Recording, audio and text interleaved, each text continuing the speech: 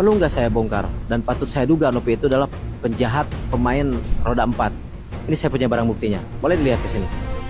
Ini ada berapa jumlah transfer atas nama Novi ya, yang memang dia patut diduga merugikan masyarakat meskipun sudah SP3, tapi dengan cara-cara melawan hukum.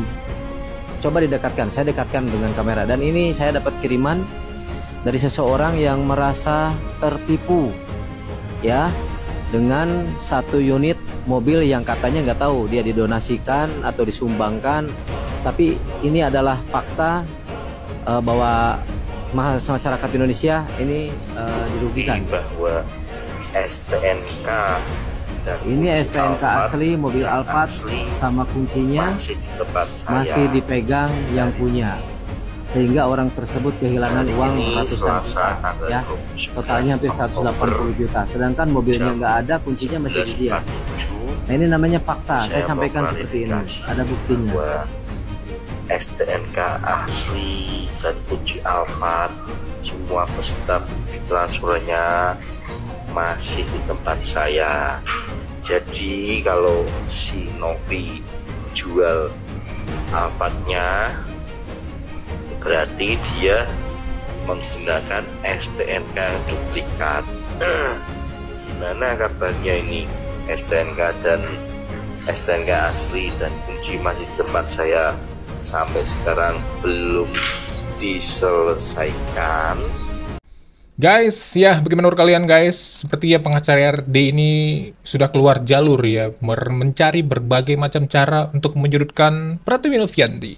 Kemarin dia bilang Mbak Pratiwi itu pemain narkoba, sekarang dia bilang pemain mobil ya, setelah Mbak Pratiwi Novianti cek urin dan tes rambut ya, malah dia minta maaf. Sekarang dia bilang pemain mobil. Kenapa nggak lu bilang sekalian pemain rally ya, pemain F1? Padahal kasus ini tuh lama ya, ngikutin Mbak Novi pasti tahu kasus ini tuh kasus lama. Mbak Pratiwi Novianti pernah menceritakan kasus ini bahwa dia itu mobilnya itu pernah digelapkan oleh orang dan ditampung oleh penadah sehingga dia menjadi korban. Dan benar memang dia disetop oleh PJR tapi untuk meminta keterangan seperti apa kasus sebenarnya. Nah, jadi Mbak Pratiwi Novianti ini sebenarnya video ini yang dia bilang itu menggelapkan mobil itu sudah lama, tempo dulu kali. Memang ini sempat viral. Tapi sudah clear, tapi malah diangkat lagi oleh si pengacara RD guys. Kita simak langsung dari Mbak Pratiwi Novianti kalau kasus ini adalah kasus lama. Bahwa masyarakat Indonesia ini dirugikan. Bahwa Alhamdulillah nih aku udah sampai apartemen dan aku mau mengklarifikasi berita yang kemarin viral banget mengenai mobilku yang ditahan oleh PJR di daerah Jawa Tengah, guys. Ini udah lama guys, kalau nggak salah tahun 2023 kasus ini, tapi diangkat lagi sama RD Lau. Dan sebenarnya ini udah clear. Dan aku sempat dibawa senjata laras panjang, guys. Jadi aku sempat shock banget karena diperlakukan seperti teroris.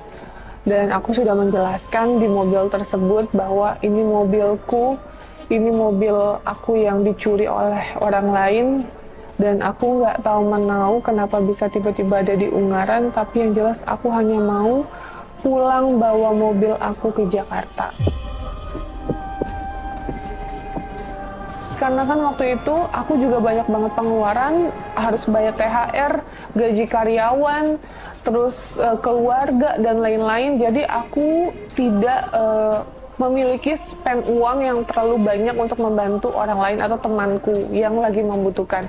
Sedangkan yang dia butuhkan waktu itu sekitar hampir 200 juta. Nah, aku bilang sama beliau, ya udah, aku kan ada 2 mobil lagi. Kalau mau pakai satu mobil yang tidak pernah aku pakai, yaitu Alphard, silakan pakai. Aku bilang, tapi aku titip rawat. Titip rawat, jadi tidak ada bahasa gadai sama sekali. Titip rawat sama salah satu oknum, terus jaminannya dia memberikan nominal 180 juta rupiah dan harus dibayar lagi sebanyak 200 juta selama 1 bulan. Aku bilang sama temanku, ya udah nggak apa-apa, kalau nanti kamu nggak bisa bayar, aku bisa backup tanggal 25. nggak perlu nunggu akhir bulan, jadi aku langsung bayarkan 200 juta tersebut dan aku bisa ambil mobilnya. Nah, finally, setelah kesepakatan, tanggal 12 kita ketemu malam hari jam 10, itu di suatu pom bensin di daerah Tangerang, dan aku udah mulai curiga, kok ini transaksinya di jalan, bukan bener-bener di tempat untuk yang aku bisa ngelihat gitu loh. Oh, emang ada yang bisa dipercaya, ada mobil lain dan lain-lain gitu.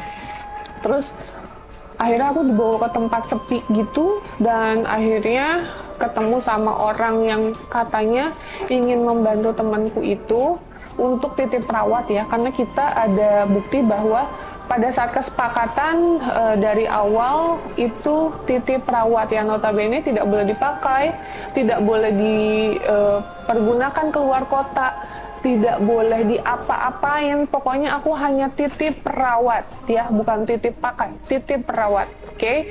Nah, akhirnya sudah dilakukan ngobrol-ngobrol dan aku di mobil aja waktu itu.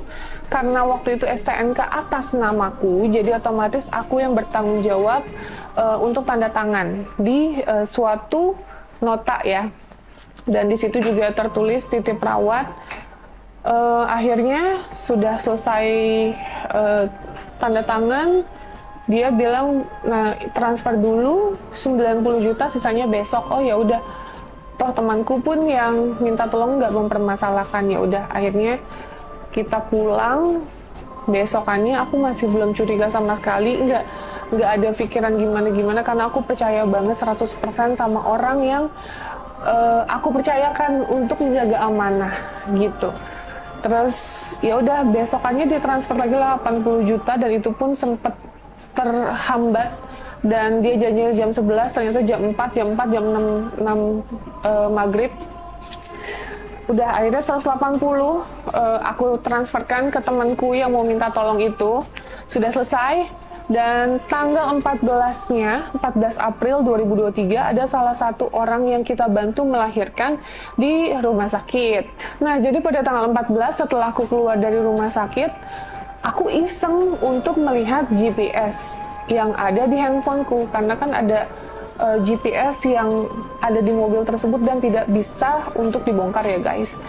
Tiba-tiba ada pergerakan dari Magelang ke Ungaran, yang notabene itu mobilnya jalan terus. Aku makanya langsung shock banget, bener-bener aku mikir gimana caranya kok ini mobil jalan. Ditelepon lah sama orang, sama temanku ini ke orang yang bertanggung jawab itu, sebut aja inisialnya T. Di telepon, ini ada kok mobilnya. Dia dengan alasan kayak gitu, di mana mobilnya? Di Pamulang. Terus coba kita mau video call. Wah, dia udah mulai berkelit nih. Aku langsung bilang, Kak, ini tuh pemain dan sindikat. Aku langsung bilang gitu. Saya harus ada juga yang harus saya dibayarkan juga, kerjaan juga harus kejar-kejar rapi, ya kan? Sampai saya dia mau nggak bakal kemana-mana, Bu. Soalnya kan urusan ibu belum merapi juga, katanya saudaranya ada yang sakit lah, apa seperti apa. Fokus aja dulu, saya juga fokus dengan urusan saya gitu. Waktu saya juga lagi agak padat, kira-kira seperti itu. Kalau kita mau ambil mobilnya boleh ya Mas, kita selesaikan aja biar sama-sama enak gitu. Kalau seperti itu, nggak apa-apa, nanti kalau itu saya ini dulu. Oke. Makanya ini saya juga lagi berupaya juga kan. Oke. Gitu. Ya udah gitu.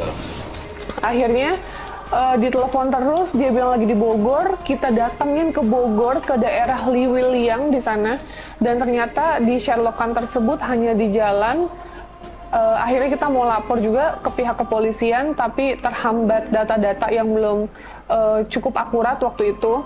Jadi kita putuskan ya udah, kita coba cek, dibantu sama salah satu yang kita percaya, yang selama ini ngebantu kita juga. Akhirnya dicari ke daerah Jakarta Selatan, yaitu Pesanggerahan, dibantu sama sebut, didampingi, karena kita takut juga kalau action sesuatu nantinya kita salah, makanya kita butuh pendampingan dan saksi gitu guys. Nah, Pratiwi Novianti sampai membeberkan, pengacara butuh bukti apa lagi? Saya adalah korban, mobil saya digelapkan oleh penadah, asal keluar-keluar tanpa bukti. Minta bukti mutasi rekening, kalau emang merasa transfer saya tunjukin mutasinya atas nama siapa. Nah, ini memang pengacara RD ini keluar jalur ya, harusnya kasus fokus di kasus, malah merembet kemana-mana. Saya adalah korban, tapi pengacara malah bilang saya sebaliknya. Awal mulanya Teh Novi menitipkan mobil ke T untuk dirawat. Tuh.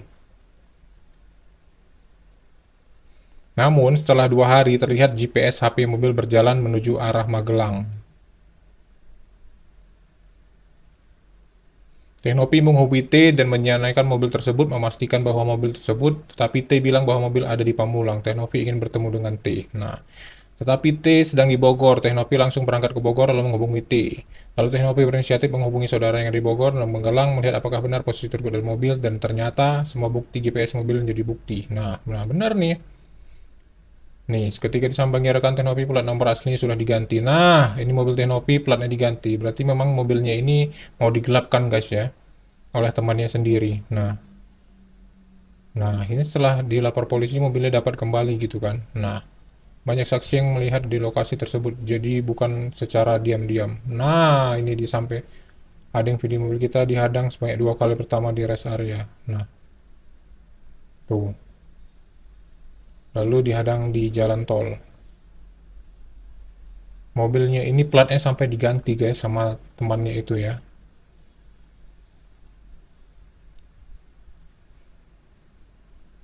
Nah, ini fotokopi STNK-nya ada sama Teh Novi. Nah, berarti kenapa dibilang yang aslinya ada sama si orang yang tadi bilang pengacara? Karena Teh Novi menitipkan mobilnya, fisiknya, dan STNK-nya. Jadi itulah yang digelapkan oleh temannya tadi. Sehingga untungnya Teh Novi punya fotokopinya. Ternyata platnya diganti. Jadi Teh Novi di sini sebagai korban malah disebut sebagai pelaku. Pengacara RD sudah keluar jalur. Semua bukti sudah ditepis ya. Mau apa lagi ya? Tes urin sudah ya, tes rambut sudah. Ini tes dibilang pemain mobil sudah dibuktikan ya. Apalagi mau tes kodam. Aduh, nggak di pengacara.